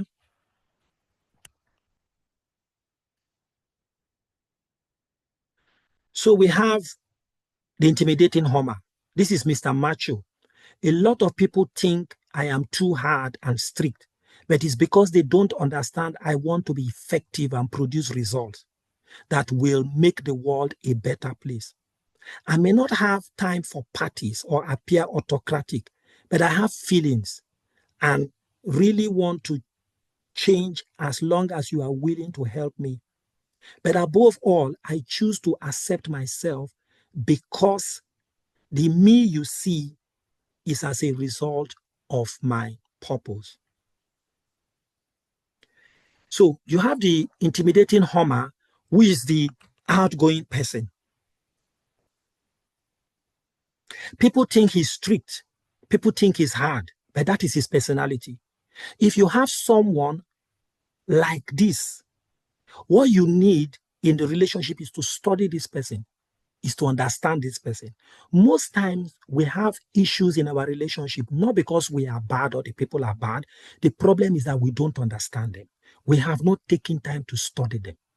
So because we have not taken time to study the person we are relating with, we are confused in dealing with them. And so we have problems. That was why this Jane and Joe were having issues, because they have not understood each other. Let me just expand on this more, and then we look at what the intimidating Homer will always, how people see, how the intimidating Homer sees himself versus how other people see him. So the intimidating Homer sees himself as bold, but people consider him arrogant. Do you understand? Have you seen somebody who expresses that boldness, but people think that they are arrogant? And because people think that they are arrogant, you understand, people treat them that way. They see themselves as competent, but people think they are combative. They see themselves as people who take risk, but people consider them as reckless. Now, when you understand the man you are dealing with, when you understand that this is the person I am dealing with, and you begin to study the person, understanding temperament requires that you take a deep study of your partner. If you are engaged to someone, instead of when you go on dates, you go on discussions, these are the things you should be looking out for. Listen, I tell people during, especially singles and intended singles, when you are on the dating line and you are dating someone and you people are discussing and you're courting, that is the best time to ask questions, to know the person, to make all these discoveries. It is not the time to check whether they look more beautiful. It's not the time to start smooching. It's not the time to start kissing. It's not the time to start touching. Immediately you switch to touching and kissing and smooching and all those things, you will shut down every other learning. That's the danger. That is the danger. When the Bible says that you should stay apart, this is what the Bible is talking about. It's not because God doesn't, if you go out and sleep with the person you want to get married to, it doesn't affect God in any way. It doesn't affect your church or your pastor or anybody who is telling you not to do it. It affects the both of you in the relationship. The reason is that immediately you activate the sensories, the physical, the touches, the kisses and all that. We are supposed to save that for the last. That's why in Bible terms, they tell you that, okay, a male and the man and the woman must be virgins. They must get married as virgins. And then by Bible culture, when they get married, they allow them to go sleep together and people are outside watching. And then they come up with the white cloth to show that the girl is a virgin. All those stories and all those things, the idea is to help you not to go into sex before marriage. The reason is if you step into sex first, you won't learn all these things. You will cut it short. You will short circuit the process of knowing. So we advise you keep the sex for the last so that you can discuss intelligently, so that you can observe. You have seen ladies who are dating men who these men maltreat them, these men beat them, these men abuse them, these men do all manner of things, but they keep going. Why do they keep going? Because they've activated the sex aspect. They have fallen for these persons. So because they've fallen for these persons, they find themselves drawn. It doesn't matter because they will tell you he will change. Something, you see somebody maltreating you, dealing with you, but you say he will change. Why do you believe he will change? You believe he will change because you've already activated the part of you that shouldn't be, and so your judgment is blurred. You are now reasoning emotionally, not cognitively, not mentally. So this is what you should do during courtship days and during dating days. Know the person. The next person you want to look at is called the creative convertible. Creative convertible.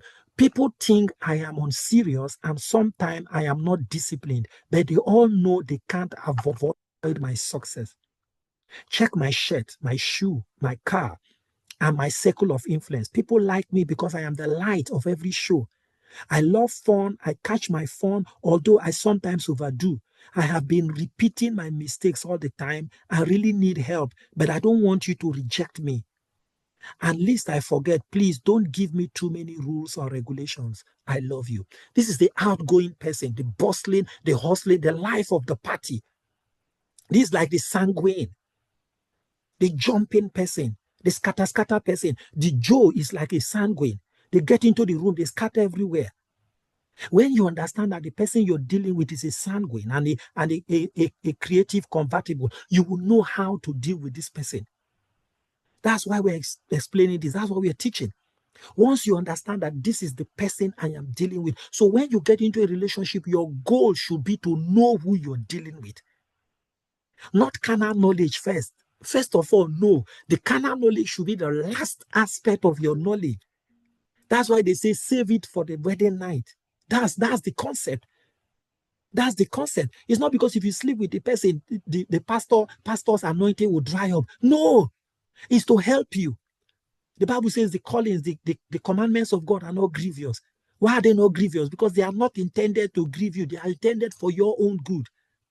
So if you understand that this is the man I am dealing with, you take your studies, you attend, you go for your coaching, you go for your seminars, and you understand, both of you learn each other and know each other. The tendency for your relationship to last long is higher.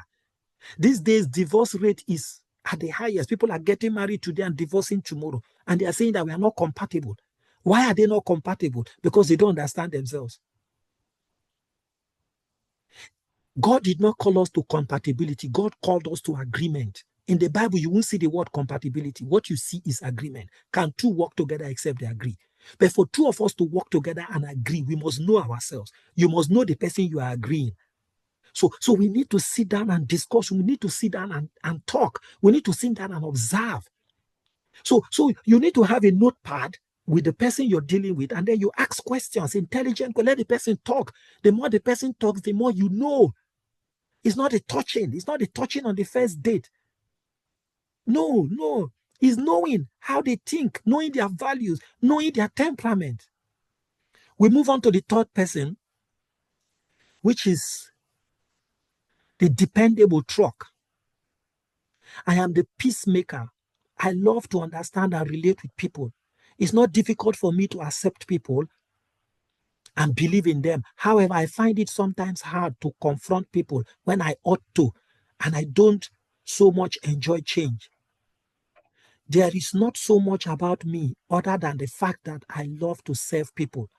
The best way to enjoy me is not to shout at me, because I will withdraw.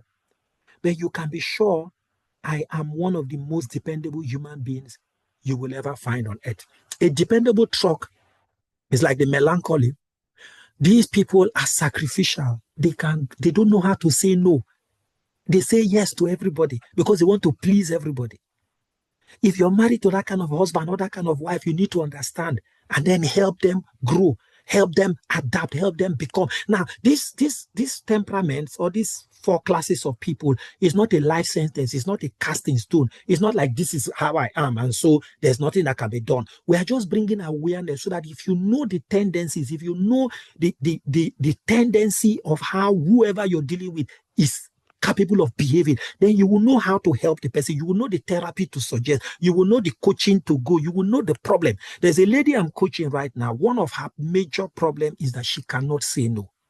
She doesn't know how to say no. It's affecting her life. It's affecting her relationship. It's affecting her business. One of the things she does is that she makes cakes for people, and somebody could just call her 48 hours to an event and say they want a cake. And she cannot say no because she has not learned how to say no. So she struggles. She stays all through the night to make. And I said to her, no, if the person cannot tell you on time, then he said no. If the person understands that you have schedules and you have plans, the person cannot just call you 48 hours or 24 hours to an event and be booking you. Don't you have other jobs? You should be able to look at it and say, I'm sorry, I'm fully booked. I can't do it now. So that next time the person will think of giving you a month's notice or a week's notice. But because she cannot say no, she will take that job, and then she's going to be for the next 48 hours, she's going to be working, and then she's fagged out, she's tired. Why? She can't say no. She just wants to serve. But there are better ways of serving. Now, if you're dealing with somebody like that and you don't understand, then you are going to have problems. So you want to know who you're dealing with. That is the essence of this. You want to understand the person you are hanging out with. Now, what we are taking today is just an eye opener, just a tip. There is much more that you can know. There's much more. That's why you need to go for trainings, you need to go for coaching, you need to go for mentoring and all that, so that you can learn more. Your relationship can work. It's just you need to understand your partner. There is nobody that is a waste pipe. We have already seen that everyone is created by God and we all have uniqueness, but we need to understand each other for us to work together. The last temperament is the systematic fraud. I don't offer much information about myself because I'm rather internal and, reticent. I love high standards and it feels great when due process is followed. I dislike people who are too playful and overexcited. I hardly show sympathy for people suffering because I believe that our experiences in life is a direct consequence of our actions. Be very thorough and make presentations with great accuracy if you want to get along well with me. Mind you, I will still research it personally. So these are the very detailed people. These are the people that pick mistakes, that pick errors. When you give them once you come up and announce that this is what you want to do, they are scouting for the areas where things may not go well. These are the analytical people. These are the people that are looking at things critically. That is how they are. If you have somebody who is like this, it is not a problem. That is their nature. Understand their nature. And when you understand their nature, what do you want to do? You want to walk around it. The areas where it is too much, you want to help. But for you not to understand their nature means your relationship is going into crisis. You cannot be dealing with somebody that you do not understand. No, you cannot be dealing with somebody that you do not understand.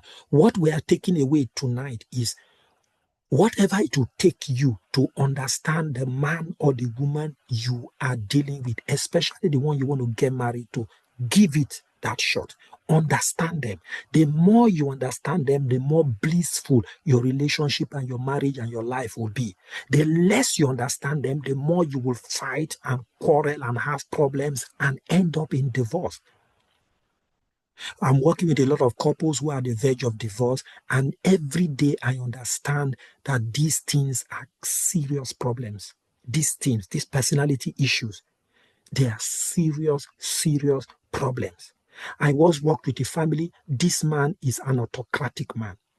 He came to me and he said, my wife is the problem. I have told her that this is how I want things to be done. And this woman does not want to follow.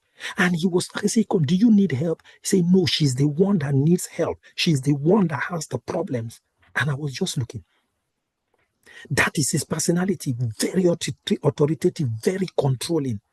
Now, as long as the wife does not understand that this is the man that she is married, and as long as this man does not understand the wife's temperament, they are going to have continuous clashes. They will keep fighting. They are not fighting because they are not good people. They are fighting because they lack understanding. Can two work together except they agree? If they do not agree, they will not work together.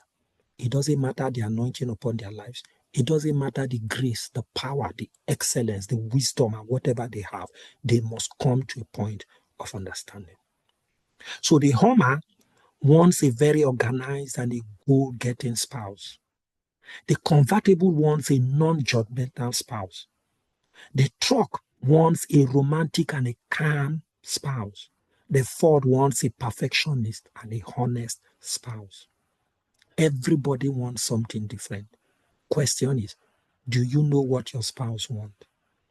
The person you're dating, the person you want to get married, the person that's your fiancé, the person that you're living with, do you know what they want? So to end up this session, I want to ask a question and I want you to go to the chat box. In what areas have you misunderstood your spouse or your partner? What will you do differently from today? All right.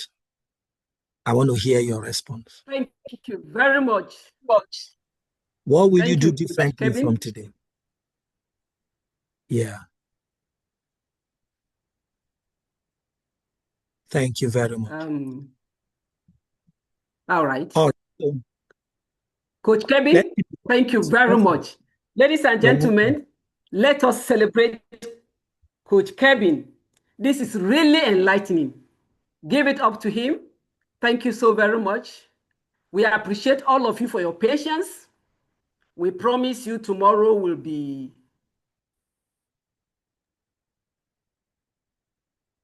Thank you very much. Thank you very much, Coach Kevin. Thank you so much. Coach I'm Kevin, grateful. thank you. Thank you. Thank you. This is quite enlightening. Please let us celebrate Coach Kevin. Thank you very much. I also want to appreciate everyone that has stayed on. We have spent 2 hours. Tomorrow is the last day, and it will just be an hour. We asked you to send in your question to the chat box, but we have just one question. Now you can exit if you don't want to listen to the answer, but if you ask the question and you want to listen, you can stay back. The question, I'm going to direct it to Coach Oluchi. It says, what should the other party do if one party thinks he or she is more superior to the other and does not wish to change this perspective, despite several interference and counseling? Coach Oluchi, are you there to answer? Yes, I am. Hello, right. everybody, once again.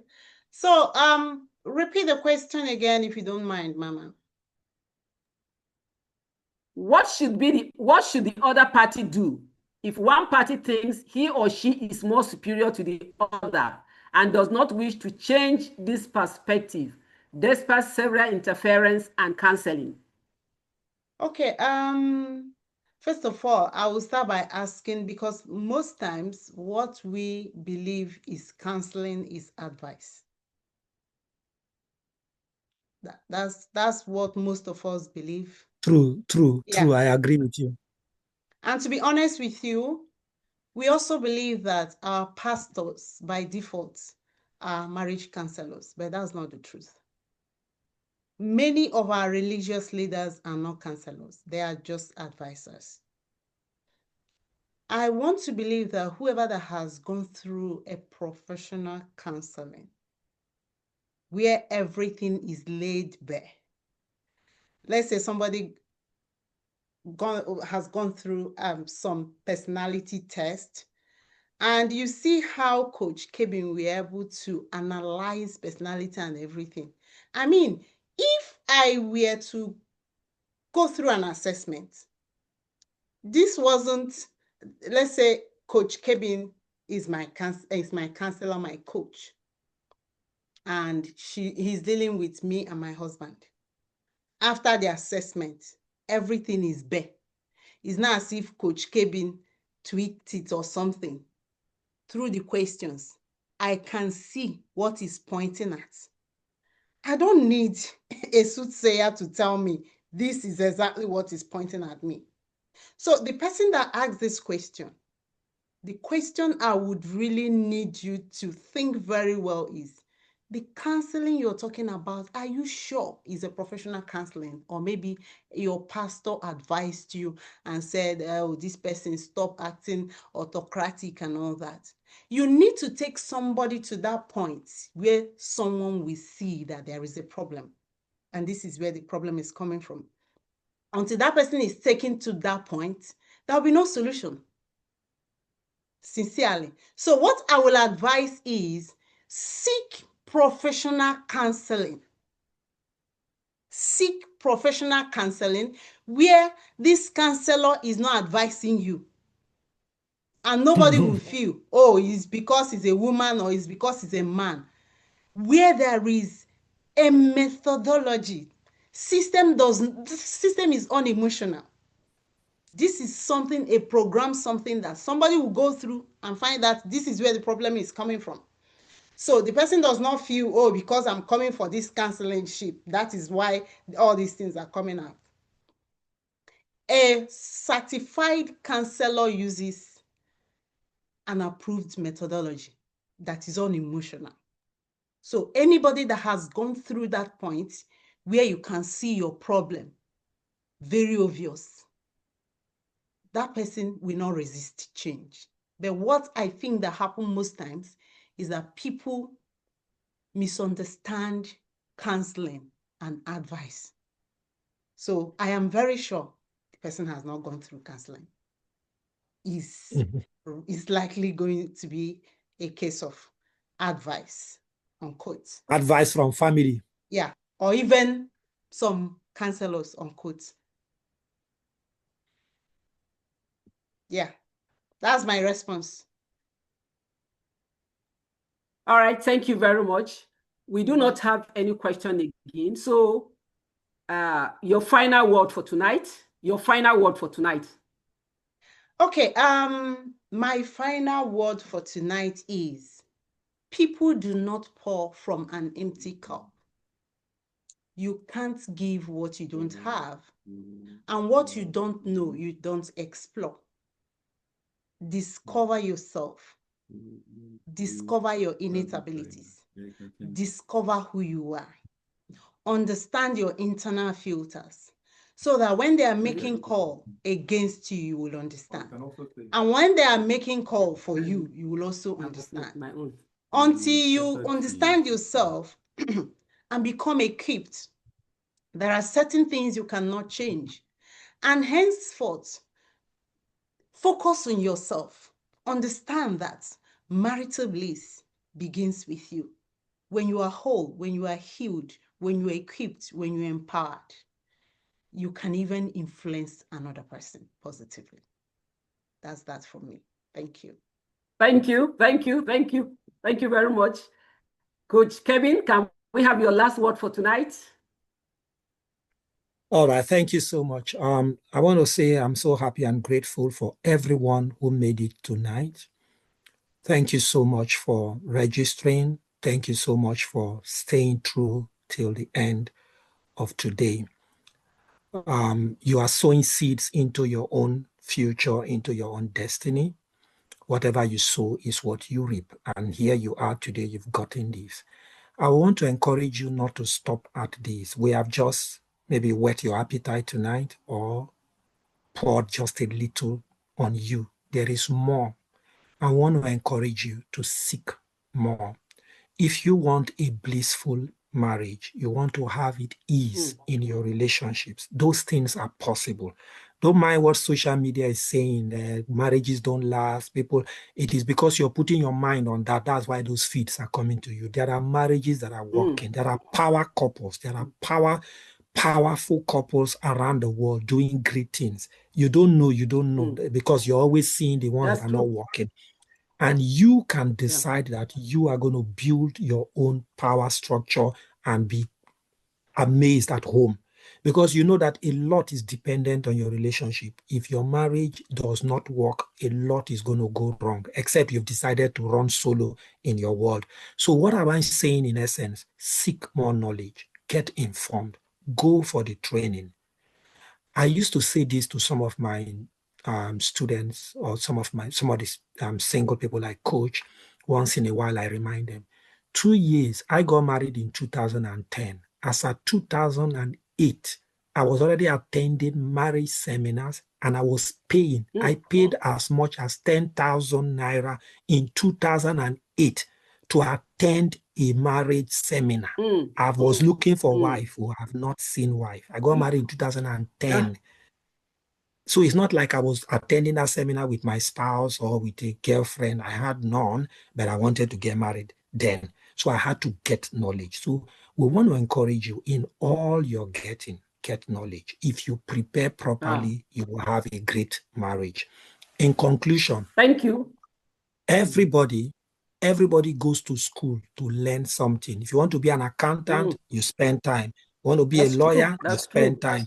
You want to be a doctor, you spend time. But when people want to get married, they don't spend time and then they want it to work. Spend time on this and it will work.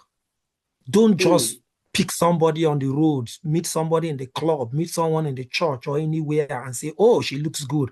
No, spend time and study this thing. The more in-depth study you take, the more blissful your relationship will be. Thank you very much. God bless you. Thank you. Thank you. Thank you, Coach Kevin. Well said. And my final word for you tonight is just to appreciate my professional colleagues, who have done justice to the topic. I also want to thank everyone that stayed on. The webinar continues tomorrow. Tomorrow is just going to be for 1 hour. So please make it another day with us. Some of you did not ask your questions. You can still drop your questions or come with your questions tomorrow. We have more time to answer your questions. So see you tomorrow. God bless you. They can even all. drop it Thank in you. the WhatsApp group. They can drop it in the WhatsApp. Okay, you can also drop your question in the WhatsApp group. We will attend to it. We'll attend to all your questions. So we'll see you tomorrow for the last day. It promises to be interesting again. Good night. Bye-bye. Thank you. Thank you so much. Thank you. Thank you. Thank you. Yeah. Good Thank night, you. everybody. I hope to see you tomorrow. Bye. Yeah. Good night. Bye. Thank you. Yeah.